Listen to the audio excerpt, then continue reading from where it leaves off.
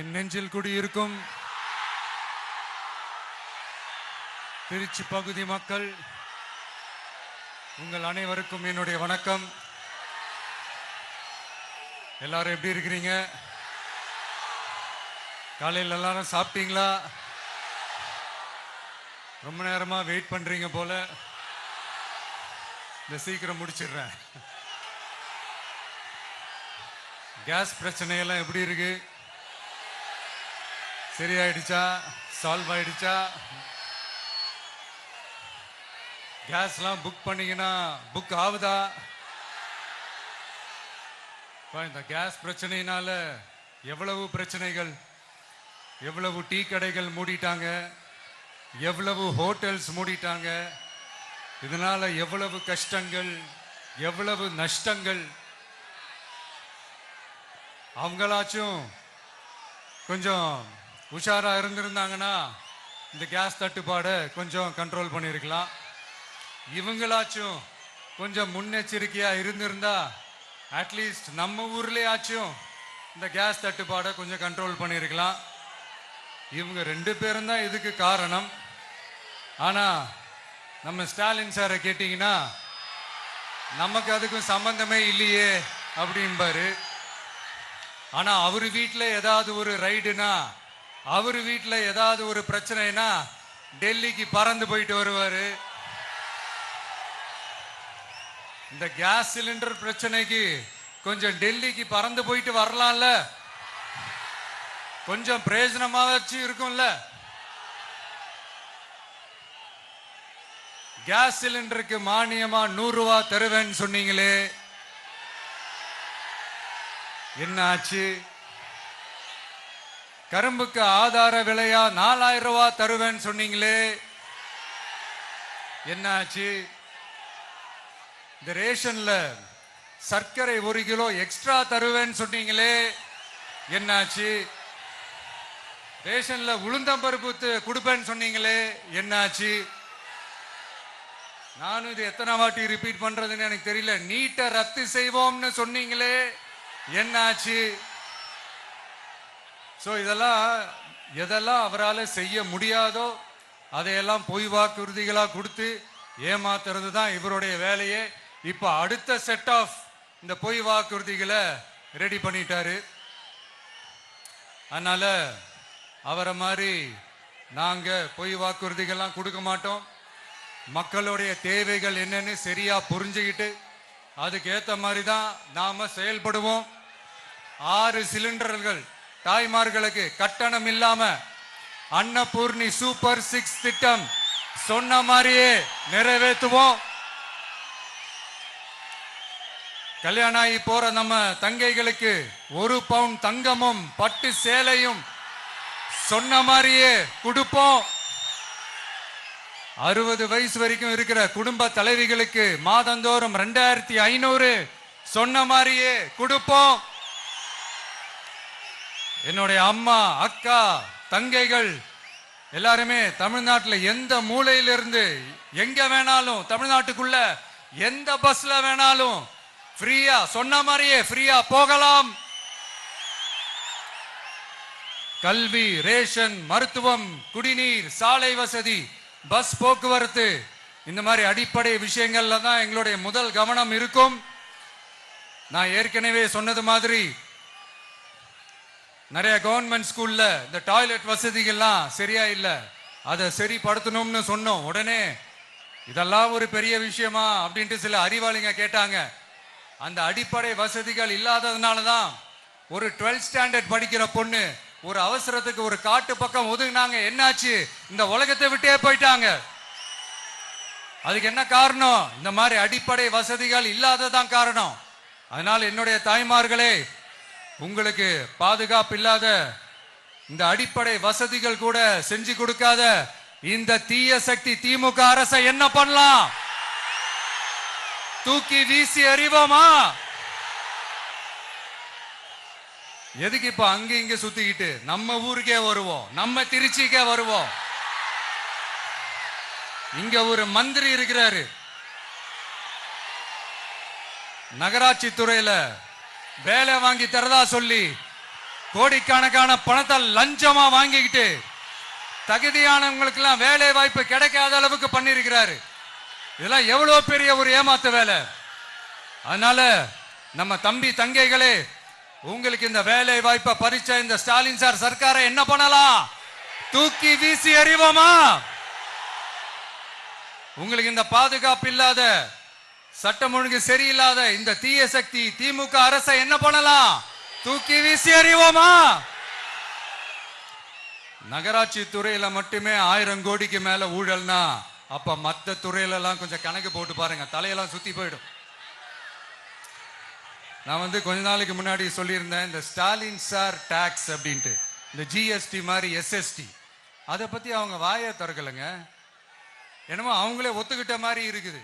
ஆமா, இப்படி ஒரு டாக்ஸ் இருக்குது அப்படின்னு அவங்களே ஒத்துக்கிட்ட மாதிரி ஆயிடுச்சு.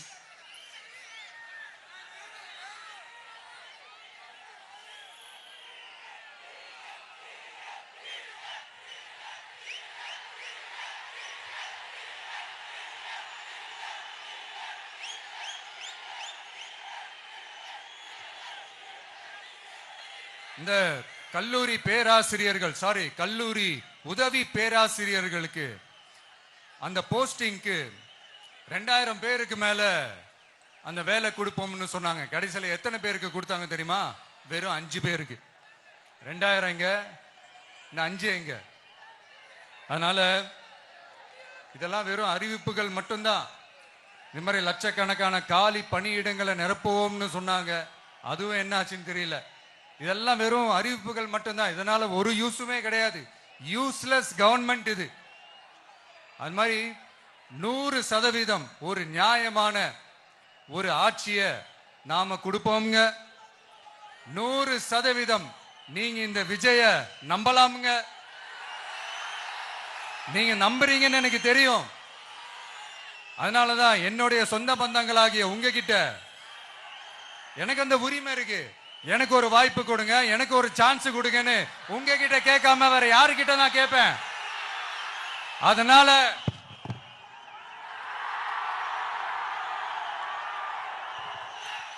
எனக்கு ஒரே ஒரு வாய்ப்பு கொடுங்க.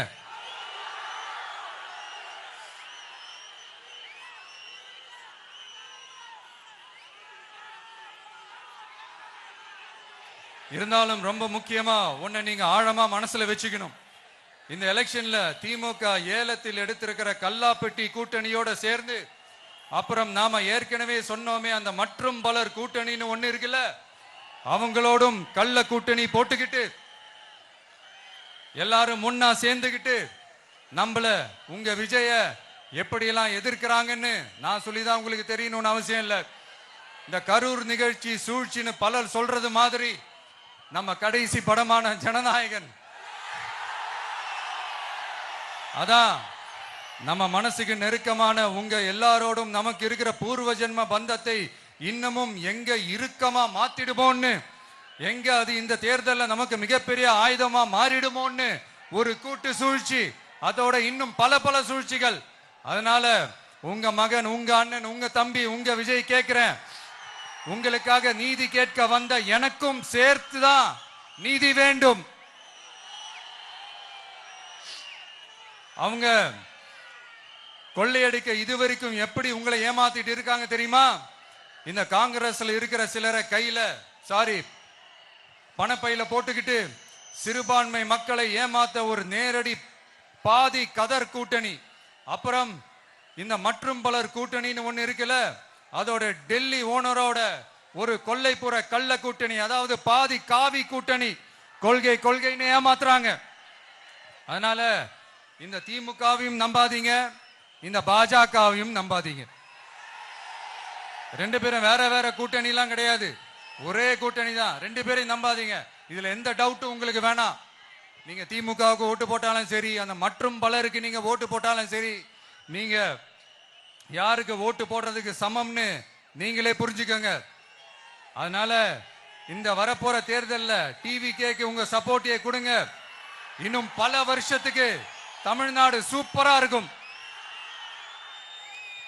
அப்புறம் நான் ஒரு விஷயத்தை திருப்பி ரிப்பீட் பண்றேன்னு சொல்லி யாரும் தவறா எடுத்துக்க வேணாம். ஏன்னா அது என்னுடைய கடமை. ஒவ்வொரு ஊருக்கும் போய் அதை நான் ரிப்பீட் பண்ண சொல்லியே ஆகணும்.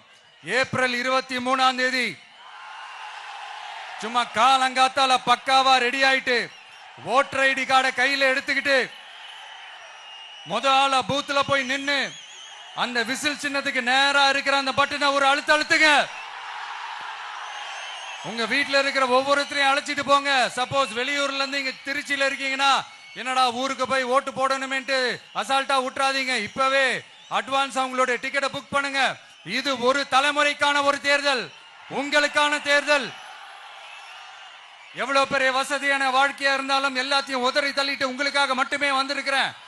உங்களுக்காக நன்றி கடன் செலுத்துறதுக்காக மட்டுமே வந்திருக்கிறேன். அத்தனை வழிகளையும் தாங்கிக்கிட்டு உங்களுக்காக மட்டுமே வந்திருக்கிறேன். ஒரு நாளும் பொய் சொல்லி உங்களை நான் ஏமாத்த மாட்டேன். இந்த 4 முனை போட்டி 40 முனை போட்டின்னு எத்தனை முனை போட்டின்னு வந்தாலும் இங்க 2 முனை போட்டி மட்டும்தான். ஒன்னு டிவிகே, இன்னொன்னு டிஎம்கே. மக்கள் விரோத ஆட்சி நடத்துற ஸ்டாலின் சார் வேணுமா, மக்களை நேசிக்கிற விஜய் வேணுமா? அவ்வளவுதான் இந்த தேர்தலே. அதனால உங்க விஜய்க்கு, உங்க அண்ணனுக்கு, உங்க தம்பிக்கு, உங்க பிள்ளைக்கு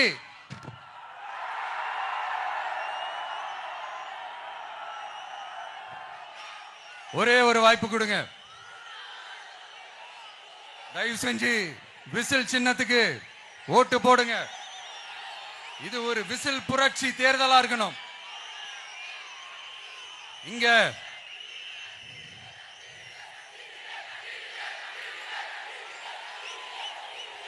தேங்க்யூ. இங்க திருச்சி இந்த எல்லா தொகுதியிலும் நம்மளுடைய நண்பர்களை, நம்மளுடைய தோழர்களை வேட்பாளர்களா அன்னைக்கு அறிவிச்சேன், நான் நிப்பாட்டி இருக்கேன். அவங்க வேற, நான் வேறன்னு தயவு செஞ்சு பிரிச்சு பாத்துறாதீங்க.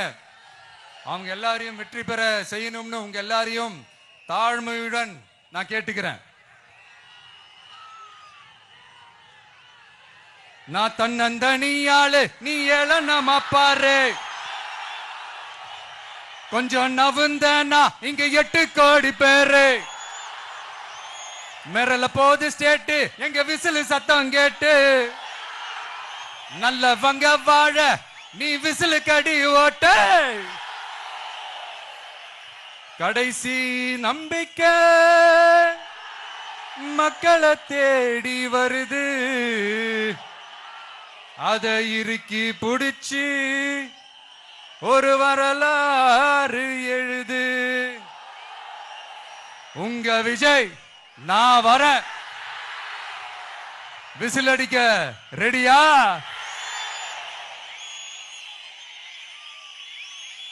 கான்பிடண்டா இருங்க. நல்லதே நடக்கும். வெற்றி நிச்சயம். மீண்டும் சந்திக்கும் வரை நன்றி, வணக்கம்.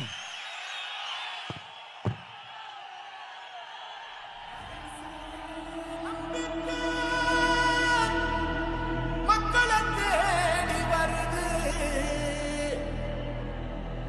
அதை இறுக்கி முடிச்சு ஒரு வரலாறு எழுது.